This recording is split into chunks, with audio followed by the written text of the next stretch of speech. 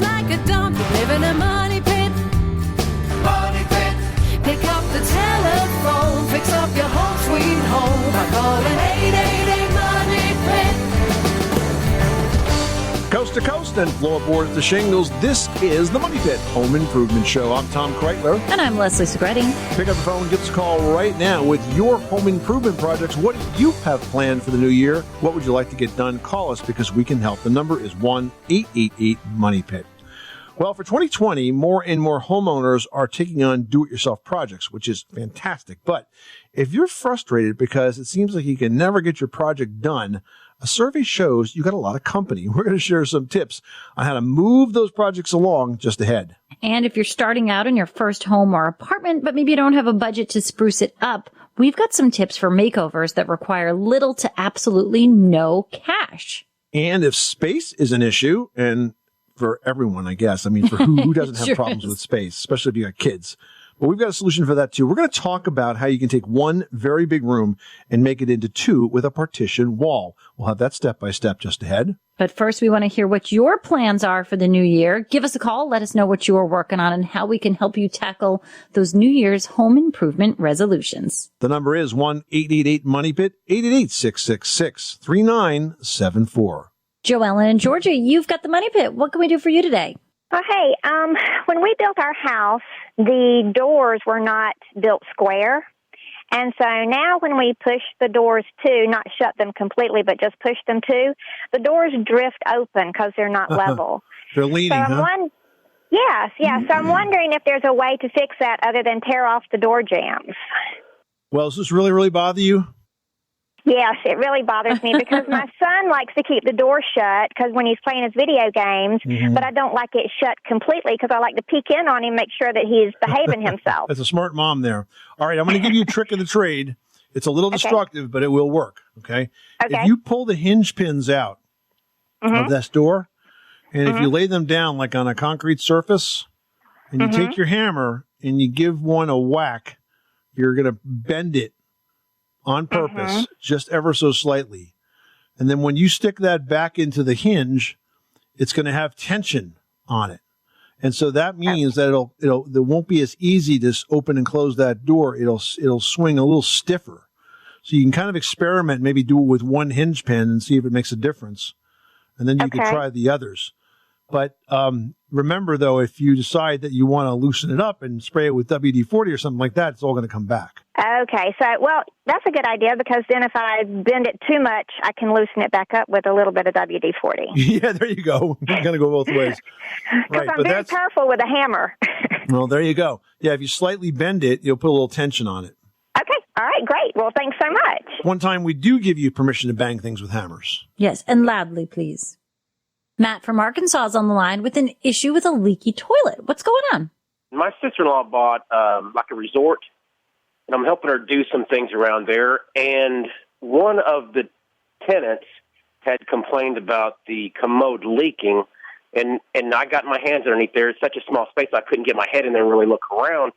But it looked like to me that maybe it was coming out of the bolt holes where the tank and the bowl connect. So I thought maybe the washers and the grommets were bad, so I thought I would just replace those. And while I was there, I was going to go ahead and rebuild the tank itself, with a new flow meter, new inlet line, a new inlet valve, and that kind of thing. And then once I got the tank off the bowl to remove the flush valve and put a new donut gasket on it, I noticed a small crack at the bottom there, but I couldn't get my fingernail in it. Okay. But I didn't notice any cracking at the bottom, the same area on inside of the bowl. Inside of the tank. Right. So I thought if I just build everything, put in new grommets and all that, I should be okay. But I'm still getting the same leak, and it appears as though it's coming from the bowl holes. But I thought maybe could the water actually seep through the tank, and that actually is a crack? So it's possible. First of all, with respect to the crack, what you want to do is get a 2-part epoxy or a silicone caulk and just seal over that space. One mistake that's really easy to make when you're attaching the bowl to the tank is to get all of the washers, the rubber washers in particular, in the right order. So make sure you look carefully at the diagram that comes with the flush and the fill valve to make sure when you put it back together, you are getting all of the washers in the right places, both on the outside surfaces and in between. The leak that you are seeing, do you think it's coming from the bottom of the tank? Because you mentioned also the holes. I think you were talking about the bolts where it's attached to the floor. Or is it perhaps leaking out around the floor, which is, frankly, a more likely space? No, I'm sorry. It's the leak I'm having is the problem between the bowl and the tank. Everything at where the bowl goes to the floor looks fine. What I would tell you to do is, if you've got that all apart and you've replaced all those, again, you need to look very carefully at the diagram to make sure you got it all right. And then when you tighten it up, there's a little trick to it, and that is you want to tighten it evenly, because you'll notice that if you tighten too much on one side, it'll sort of pull it down more on that side and leave the other side up. So you want to tighten it by kind of going back and forth across all those bolt holes to make sure you pull it down evenly. And if you're doing it right, and there's no crack in the tank, then that should do it. If there is a crack in the tank, siliconing across those visible areas will stop that from happening. Okay, yeah, because see, I couldn't get my finger in the crack, or what appeared to be the crack on the bottom of the tank, but I didn't know if maybe the toilet's just so old that the porcelain is allowing that water to seep through and it's actually a crack. And the problem also I ran into is this is not your standard 2-bolt tank to bowl. It's a 3-bolt tank to bowl. Right, yeah. And I even tried to use a level to make sure that I was, going back and forth and not doing one too much than the other. So. Mm-hmm. Yeah, by the way, there is a type of epoxy that I've used to seal holes in tanks, too. It's called PC7. You can find it online, hardware stores, Amazon, and basically it comes in a tube, and there's caps on both ends of the tube, and one side is like white and one side's like gray. And you want to use a popsicle stick or the end of a spoon, the handle end of a spoon or something like that, or a screwdriver to dig in there. You grab a little dab from both sides and you mix it together. And when you put that stuff on, smear it across that crack, it's going to make a permanent seal. That stuff is so powerful. I've actually sealed radiators with it that were leaking. Sure, and that's easier than trying to find a 3-bolt hole tank or buying an entirely new toilet. I had a type of toilet that was made by American Standard called Ventaway that had an extra hole in it. And I actually took a rubber stopper like you might use in a big slop sink, and I used that PC7. I glued it in place. It lasted for years. Well, maybe I'll just drain the tank and put the PC7 in there and see what happens. I have nothing to lose. Exactly. All right. Hey, good luck with that project. You are tuned to the Money Pit Home Improvement Radio Show. Give us a call 24 hours a day, 7 days a week, right here at 888-MONEY-PIT. We want to hear what you are working on and help you get that project done. And still to come, more and more homeowners are taking on home improvement projects, which is great. But if you're frustrated because you can't seem to get your project done, a recent survey shows you've got a lot of company. We'll have those details after this. You live in a money pit.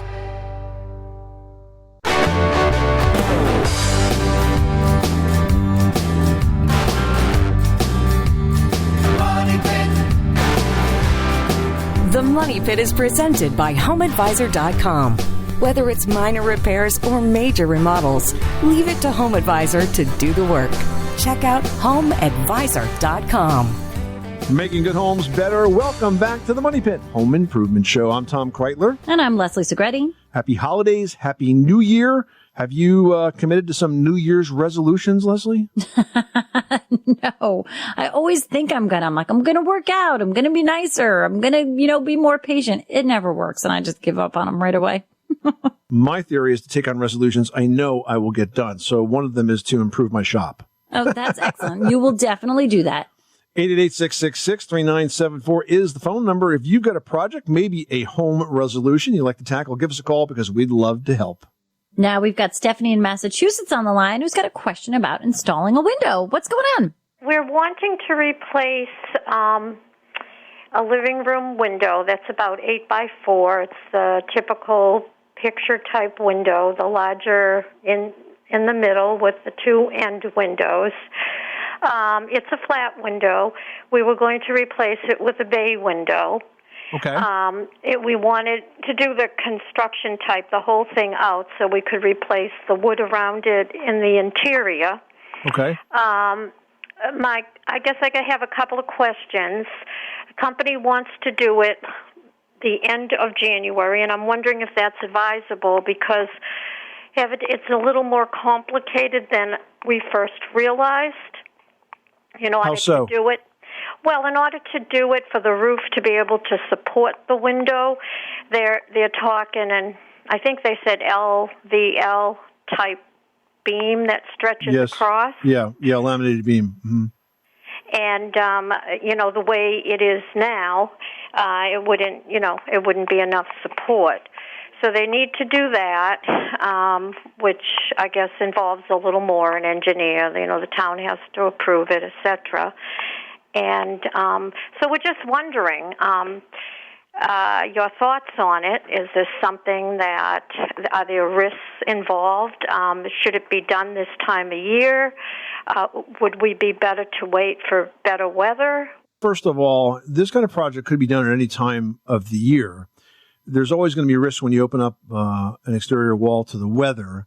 If you have a really good contractor, they can plan so that the amount of time that the house is actually opened up is very minimal. So, for example, if I was doing this project and I was replacing a header, it is a big project, by the way, you are correct. I would do all the work from the inside, especially replacing that header. But you'd build a temporary wall to support the weight from above, and you could pretty much do most of this before you break the outside seal, so to speak. And once you're ready to do this, and assuming that you've got everything measured properly and you have all your materials in place and you've got a good day where it's not raining, you can pull that window out and replace it in a fairly short period of time. But it all comes down to the quality of the contractor and their experience with doing this kind of project. If they don't plan it properly, you could be stuck with a hole in the wall for days on end. So if you're confident that you've got a good pro, then I think there's no reason not to do it now. No reason. And my husband was concerned about the weight-bearing aspect of the window. We didn't realize that with regard to the roof. If you're getting a permit and you're getting, if the town is requiring an engineer to review it, then I think that should solve the issue as long as and having an engineer involved is a smart thing because they'll spec out what has to be done and the contractors have to follow those directions. Okay. And the other issue is we're still wavering about whether we Are you living in a church? No, that's just my that's my clock. Very nice.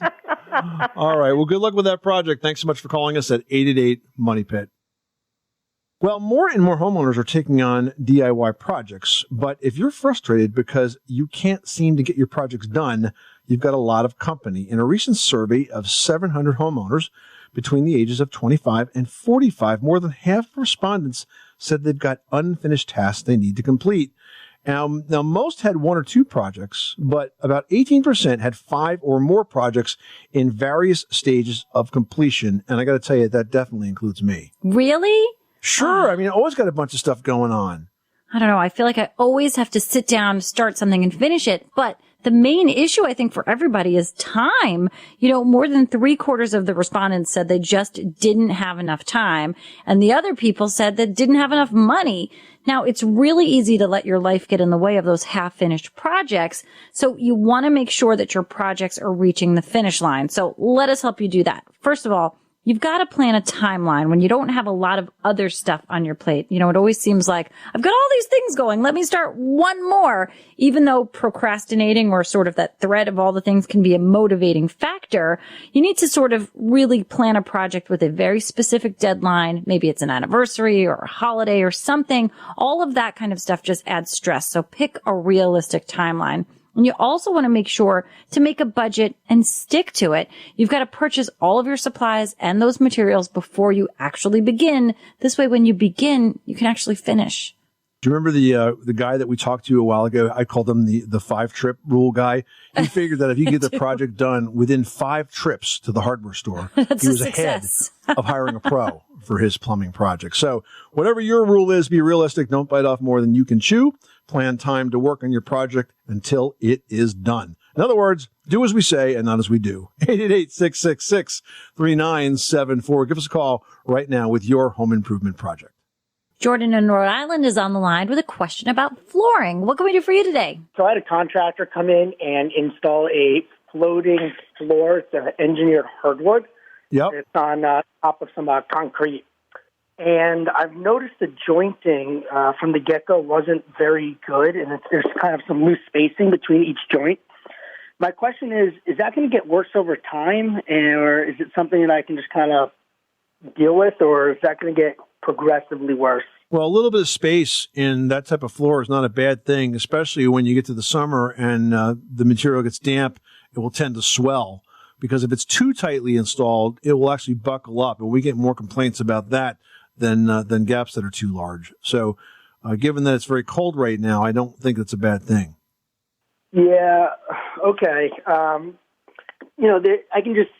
can physically see between some of the gaps, like the concrete beneath it. Like it's probably maybe a 1/16 of an inch of a gap. So in other words, the tongue and the groove are not even adhered. It's that much space in between.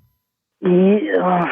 It's like borderline. Unfortunately, it's hard to describe. But tell you what you can do. Why don't you take a picture of it and post it to the Money Pit's Facebook page at facebook.com/themoneypit, and make sure you let us know what the manufacturer is, and let us look up the installation instructions for you and determine if that looks normal or not. All right, that's what I'll do. I appreciate it. All right. Well, good luck with that project. Kathy in Florida, you've got the Money Pit. How can we help you today? I have a problem, not I, but my daughter has a problem with her sliding doors. Okay. It's, in winter, it's awfully drafty. And on a previous show, you mentioned a product to put on that you can peel off in springtime very easily, and that seals the doors and windows. But I did not get the name, so that's why I'm calling back, if you remember that, or if you can help me with this problem. Now, Kathy, it's a very common product that we talk about often. It's DAP has one. It's called Seal and Peel Caulk.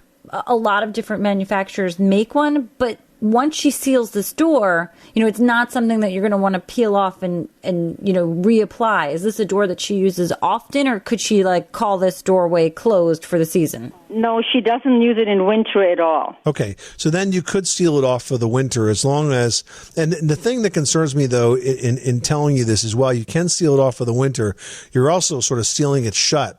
So if this is an emergency exit out of the house in the event of a fire or something like that, you might not want to do this, but the product is a weather stripping caulk. It's clear. It looks like silicone, but it's not. And you essentially caulk drafty windows or doors, and then in the spring you peel it off and it doesn't damage the underlying door. But like I said, because it's a door, we don't recommend that you seal it shut, because then you won't be able to get out. And, that's a good option if the draft is coming in from around the door, like in the operable parts, the doorway itself, for lack of a better area to describe. If you feel that the draft is coming from the glass itself, there's also those clear sheetings that you can attach in addition to sealing off the other part that you sort of blow dry in place, that sort of seals off an additional layer if the draft is coming through the glass as well. And, a combination of those two things might work. It's shrink film, and it would attach to the outside frame of the door. It sort of has like a double-faced tape attachment, and then you heat it with a hairdryer, and it shrinks and pulls really tight and taut. And, of course, that would stop the drafts, but in the event you had to get out in an emergency, you just break through and go on out. All right, Kathy, so I hope that those are some good ideas that helps you and your daughter out. Thanks so much for calling us at 888-MONEY-PIT. You can reach us 24/7 anytime. Give us a call at 888-MONEY-PIT. Hey, if you'd like your new place to look good, but your budget is already strained, we've got some tips for makeovers that require little to absolutely no cash next.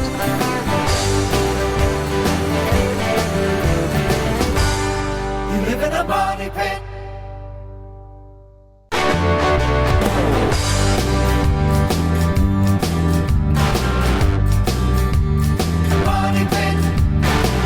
Where home solutions live, this is the Money Pit Home Improvement Show. I'm Tom Kreitler. And I'm Leslie Segretti. Happy New Year. Is there a project that you would like to get done in this new year? Give us a call. We'd love to talk it through with you and give you some tips and advice to help you get it done as quickly and efficiently as you can. 888-666-3974.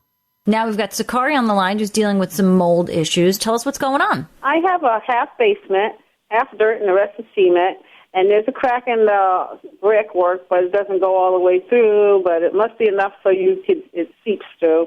We've measured it, and it's hasn't moved the crack, but water every once in a while when it rains really hard comes through the wall, and you can see it's all wet. But upstairs, what it's doing is causing like the vents to get rusted, and my towel bars are wooden. So I'm constantly, every few months, spraying it with bleach or Tilex to get the mold off, and then painting it over with Kills that I thought would stop the mold from coming through, but it doesn't. So you got a major moisture problem going on in this house, right? Right. It seems that way, too. And so I was worried about the mold, so I brought that test kit from Lowe's that tells you and sent it in, and they analyzed it and said that we weren't in danger of any mold, but I'm always seeing mold, like on the shower curtain, the dish drains, and everything. So. Yeah, well, there's different kinds of mold, and the kind of mold that you have on shower curtains and dish drains is something called cladosporium, which is really common household mold, and unless you're super sensitive to it, it generally doesn't cause a threat. But let's talk about the moisture issue, because this is a situation, Sakari, where you need to learn how to better manage the moisture that's in your house. Now, I think that the moisture is starting in the basement because obviously you're getting water in that crack when it rains heavily. And the fact that the water is consistent with the rainfall is actually good news because that means that this is a relatively simple problem to fix. You have too much water collecting in the area immediately adjacent to your foundation, that foundation perimeter zone. And so what you need to do is really two things. Number one, I want you to look at your gutters. Do you have gutters on your roof? Yeah, we have gutters, and we keep those pretty cleaned out. We actually even put the leaf protectors so that they wouldn't overflow. And it's fairly new, the gutters. Well, I guess they might be like 10 years old, but they're in really good shape. They need to be extended. Well, that's supposed to be like a hose thing under the ground that goes out from the house. The fact that you said supposedly means you're not really sure, and that's mission critical. You need to be absolutely certain that that water is not leaking out anywhere near that foundation perimeter. If it is, that roof is collecting water and shooting it into your foundation. It's crystal clear to me that you have too much water around your house. How that's happening, I'm not sure. But the number one culprit is usually downspouts. And so if that water is not discharged away from the house, and I'll tell you an easy way that you could check this, that is, disconnect the downspouts from the underground pipes and just go buy 3 or 4 pieces of leader material from your local home center. Let it run out over the grass so that the water is away from the house. It won't look good for, a few weeks, but at least you'll be able to know when it rains, the water is absolutely not getting around the foundation perimeter. And if you discharge that water and you're certain it's not near the foundation and it doesn't show up in the basement, well, now you know the solution to your problem. Somehow in those underground drains, it's leaking out and redirecting into that foundation area. The second part of that is looking at the grading and making sure that the soil slopes away from the wall. You want it to drop about 6 inches over 4 feet. And if it's too flat or if it's too mulchy or there's any kind of landscaping that's retaining water against the house, that's a problem. But I say that in most cases, 80% of this is gutters and downspouts and 20% of it is grading, unless you just happen to be at the bottom of a hill. If this was sourced by a rising water table, it would not be consistent with rainfall. But the fact that it rains heavy and you get water in the basement, it's got to be associated with water collecting around the foundation. You just need to figure out where and how it's getting there. All right, then maybe because we have a lot of trees, maybe some roots did grow and puncture those that down stuff that's underneath the ground. So you're saying buy some leader and let that run out and see when it rains hard. I got you.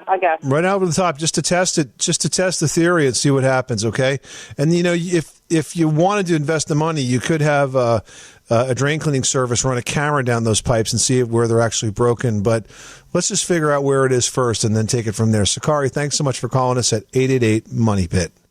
Well, hey, if you're just starting out in your first home or apartment, or maybe you're just on a really limited budget, there are ways to stretch that budget along with your creative muscles to create a place that you're really going to be proud to call home.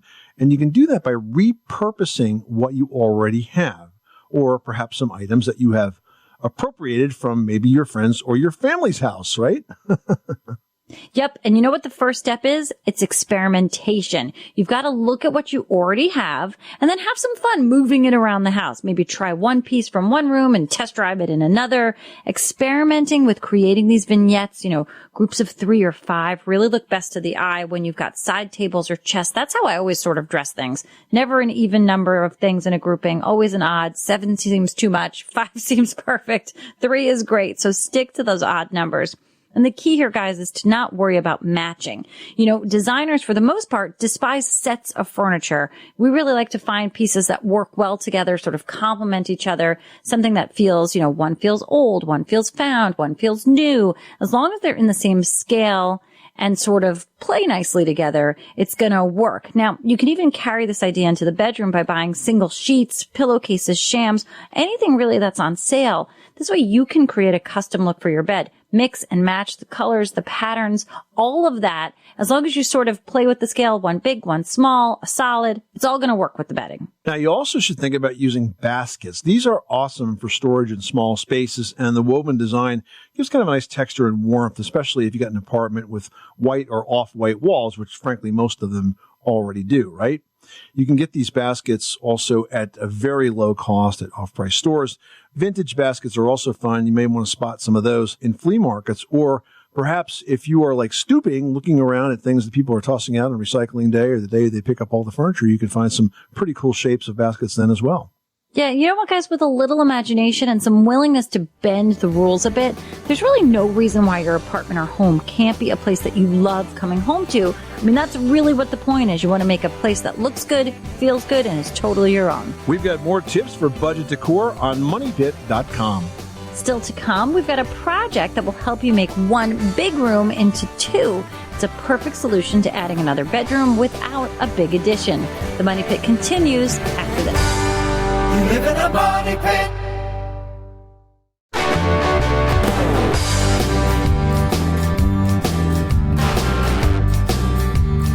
Money Pit. The Money Pit is presented by HomeAdvisor.com. Whether it's minor repairs or major remodels, leave it to HomeAdvisor to do the work. Check out HomeAdvisor.com. Where home solutions live, welcome back to the Money Pit Home Improvement Show. I'm Tom Kreitler. And I'm Leslie Segretti. And welcome to the first show for us for 2020. We are so excited to be celebrating our 20th year on the air, helping home improvers across the country make those homes the special places that we all want them to be. If there's a project that will connect you with your house, it will make it more comfortable, make it more spacious, make it more organized, that we can help you with, give us a call right now at 1-888-MONEY-PIT, because that's what we do.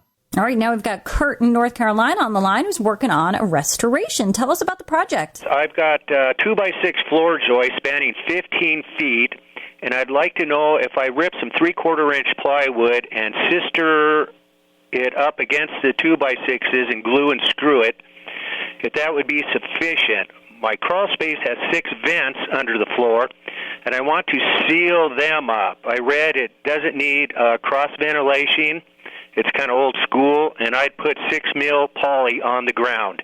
Your thoughts, please. All right. Well, first of all, in terms of beefing up the floor joists, sistering the floor joists by doubling them, I don't necessarily think I would use plywood on them. I would double them. Would it be flimsy? Well, I mean, it may not be flimsy, but the thing is, if you want to sister a floor joist and help support it, you need to go from bearing point to bearing point. So if it's going from a girder to an exterior wall, the sister beam has to go the same length. You know, another thing that you could do, Kurt, is you could run another girder at the midpoint of that 15 feet from end to end. Now, it doesn't necessarily has to be as strong as the main girder for the house, because you're really just taking the flex out of it. So if you poured a small footing underneath it, you know, and just got something in there to kind of stiffen the floor, that would take the bounce out. Right. Yeah, I thought about that on the main floor, but my second story, I didn't want to, you know, like put a glue lamp in. I only have like 7 feet 5 inches to ceiling height. I understand. So, you know, doubling them is a solution, as well as using a mid-span girder. All right, sir. I appreciate the information. You're welcome, Kurt. Thanks so much for calling us at 888-MONEY-PIT.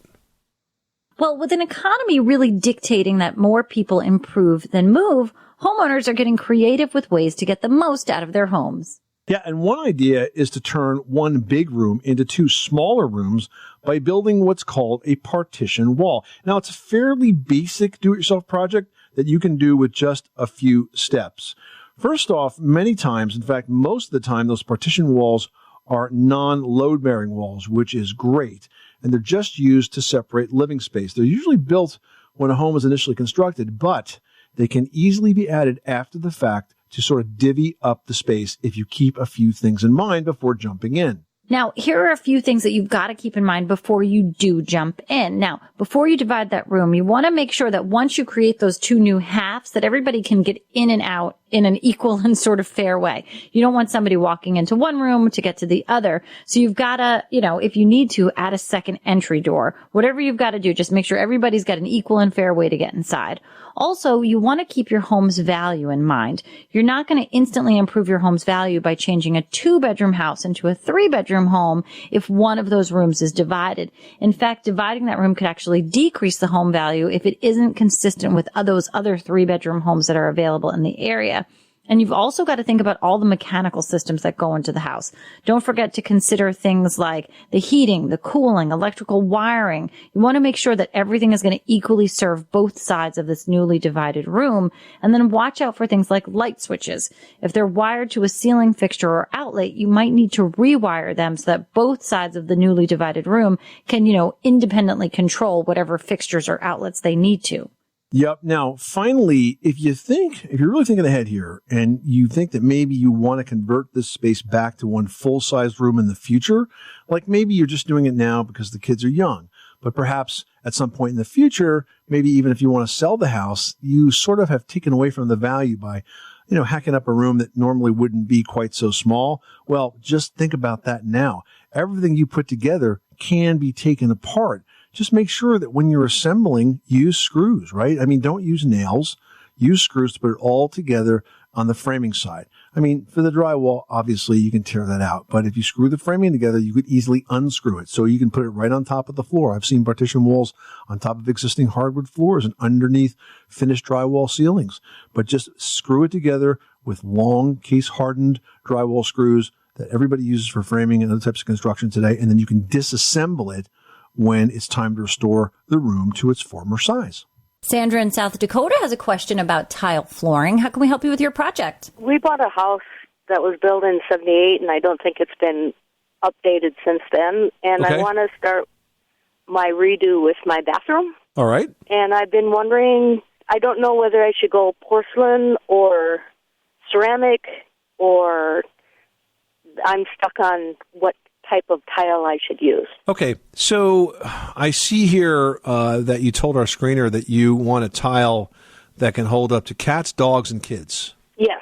Either porcelain or ceramic will work, but porcelain will be very expensive for you. And ceramic tile, there's so many options in it. And as long as you get a glazed tile and that you use an epoxy grout, that combination will be very easy to clean. Okay, great. Thank you very much. All right. Thanks so much for calling into the Money Pit. You can reach us here anytime, 24/7 at 888-MONEY-PIT. Hey, are you starting to feel the chill of those very cold floors this winter season? We're going to solve that problem for Sarah when we come back. You live in a money pit.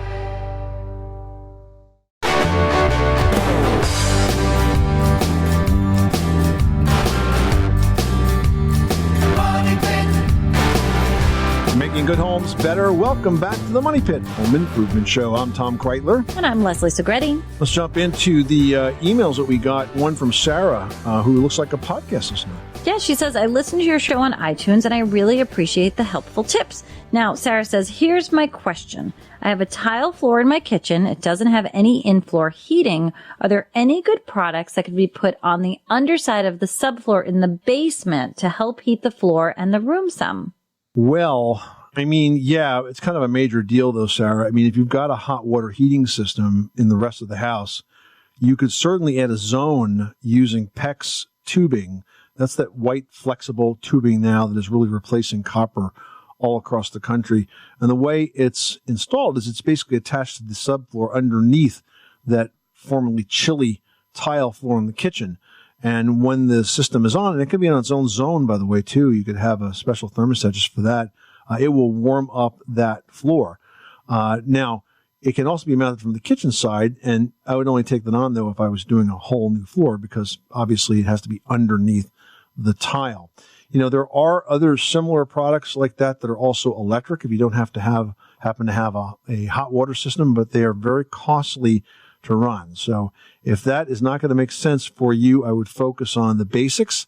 I'd make sure that I have plenty of insulation, make sure that my windows and doors have good weather stripping.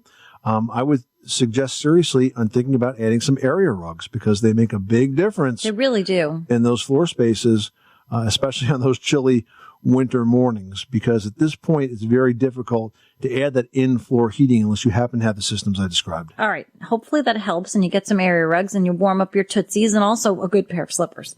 Next up, we've got a post here from Chris who writes, my dryer vent is on the opposite side from the wall outlet and the vent hose kinks. Would it be okay to run a length of PVC pipe with elbows? Well, here's the thing about dryer vent ducts. Every time you put an elbow in, it's the equivalent of 20 feet of straight duct. And the reason that's important is because you have too much resistance, you're going to find a couple things happen. First of all, it's going to take a lot longer for your clothes to dry. And that's just inconvenient. The other thing, but is potentially dangerous though, and that is that it becomes a lot easier for those ducts to get dirty and clogged with dust, and a lot harder to keep them clean. So conceptually, you want to have as few elbows and as few twists and turns in those dryer vent ducts as you possibly can.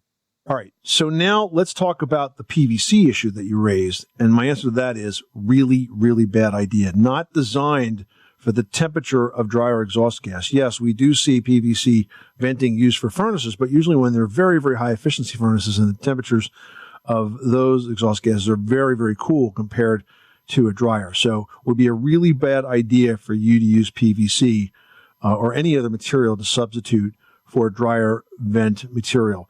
And by the way, the dryer vents that are sold that are like very flexible, not such a good idea. I would buy the hard metal dryer exhaust ducts. So again, you have less friction on the inside and it'll do just a much better job getting that dryer lint out of the house.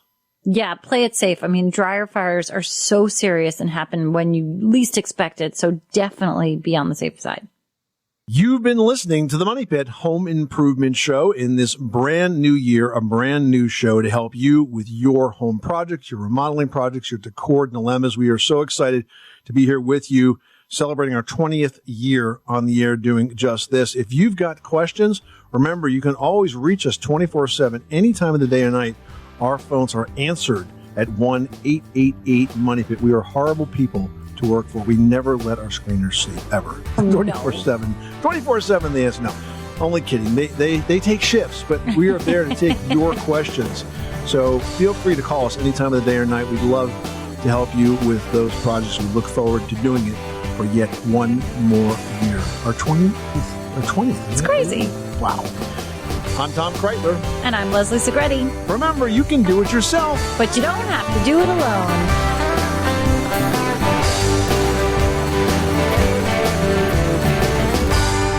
You live in a money pit.